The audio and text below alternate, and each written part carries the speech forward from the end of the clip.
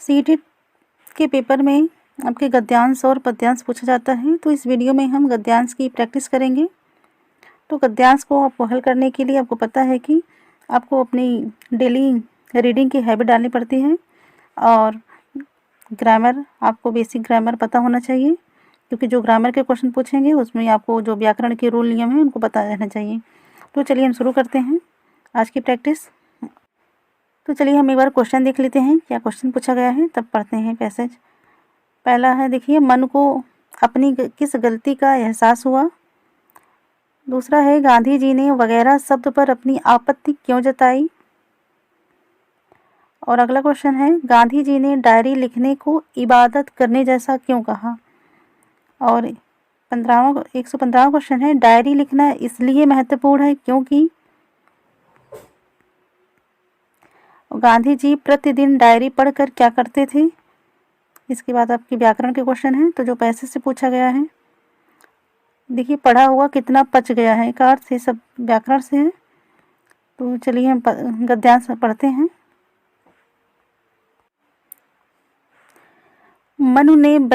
मनु बहन ने पूरे दिन की डायरी लिखी, लेकिन एक जगह लिख दिया सफाई वगैरह की। गांधी जी प्रतिदिन डायरी पढ़कर उस पर अपने हस्ताक्षर करते थे। आज की डायरी पर हस्ताक्षर करते हुए गांधी जी ने लिखा है, काटने की गति का हिसाब लिखा जाए, मन में आए हुए विचार लिखे जाएं, जो जो पढ़ा हो उसकी टिप्पणी लिखी जाए, वगैरह का उपयोग नहीं चाहिए। डायरी में वगैरह शब्द के लिए कोई स्थान नहीं है। जिसने जो पढ़ा हो वह लिखा जाए। ऐसा करने से पढ़ा हुआ कितना पच गया है यह मालूम हो जाएगा। जो बातें हुई हों वे लिखी जाएं।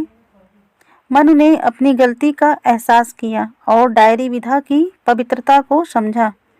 गांधी जी ने पुनः मनु से कहा, डायरी लिखना आसान कार्य नहीं है, यह इबादत करने जैसी विधा है। हमें शुद्ध व सच्चे रूप से प्रत्येक छोटी बड़ी घटना को निष्पक्ष रूप से लिखना चाहिए, चाहे कोई बात हमारे विरुद्ध ही क्यों न हो। इससे हमें सच्चाई स्वीकार करने की शक्ति प्राप्त होगी। देखिए, यहाँ क्वेश्चन है 112, मन को अपनी किस गलती का एहसास हुआ। क्या उन्होंने गांधी जी की बात नहीं मानी थी। ये तो गलती नहीं थी। मनु ने डायरी में काटने की गति का हिसाब लिखा था, नहीं लिखा था। सी है, उन्होंने डायरी में सही सही बातें लिखी थी, इसका भी कहीं उल्लेख नहीं है। डी है, उन्होंने डायरी में वगैरह शब्द का प्रयोग किया था, इसी गलती का एहसास हुआ। तो ये क्या है, यही सही उत्तर है। अगला प्रश्न है, गांधी जी ने वगैरह शब्द पर अपनी आपत्ति क्यों जताई। पहला है, वगैरह शब्द की जगह आदि शब्द का प्रयोग सही है, या तो कहीं नहीं था गद्यांश में। दूसरा है, गांधी जी चाहते थे कि सही भाषा का प्रयोग हो, ठीक। इसको सी है, वगैरह शब्द में कार्य और विचार की स्पष्टता नहीं है।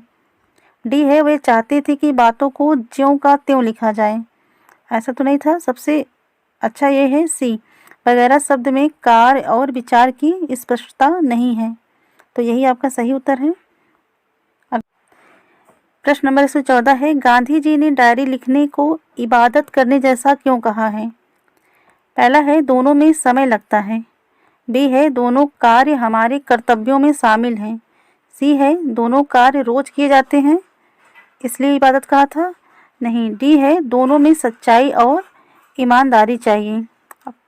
इबादत में भी आपको सच्चाई और ईमानदारी चाहिए, और इस प्रकार गांधी जी ने भी डायरी विधा को भी कहा था कि दोनों में, इसलिए डायरी विधा को क्या कहा था गांधी जी ने, इबादत कहा था। तो यही सही है। आगे का प्रश्न देखते हैं। प्रश्न है 115, डायरी लिखना इसलिए महत्वपूर्ण है क्योंकि। पहला है, इसमें व्यक्ति स्वयं का विश्लेषण करता है और स्वमूल्यांकन भी करता है, तो यही सही है। आगे का देख लेते हैं।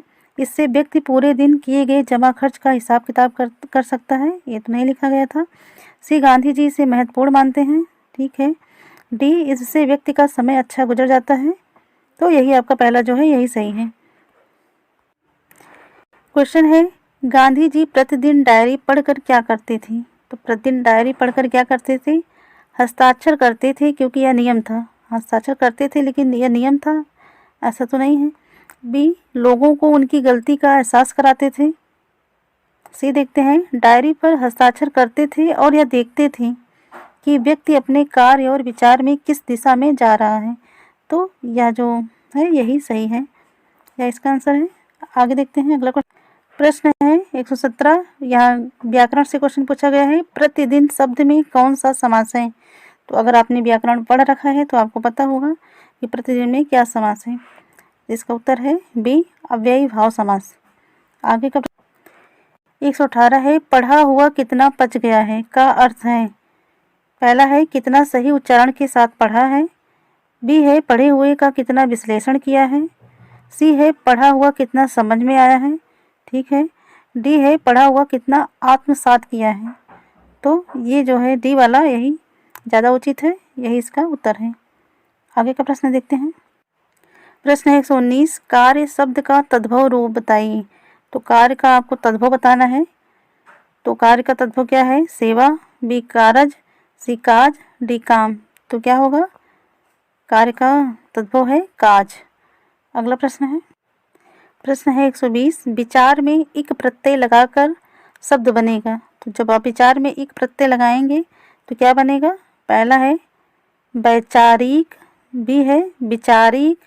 सी है विचौरिक और डी है वैचारिक। तो क्या सही है? तो आपका जो डी है यही सही है, वैचारिक। तो मिलते हैं नेक्स्ट वीडियो में नेक्स्ट प्रैक्टिस के साथ। तो आप चैनल को सब्सक्राइब कर लीजिए, आपको इसी प्रकार की प्रैक्टिस वीडियो मिलती रहेगी। Thank you.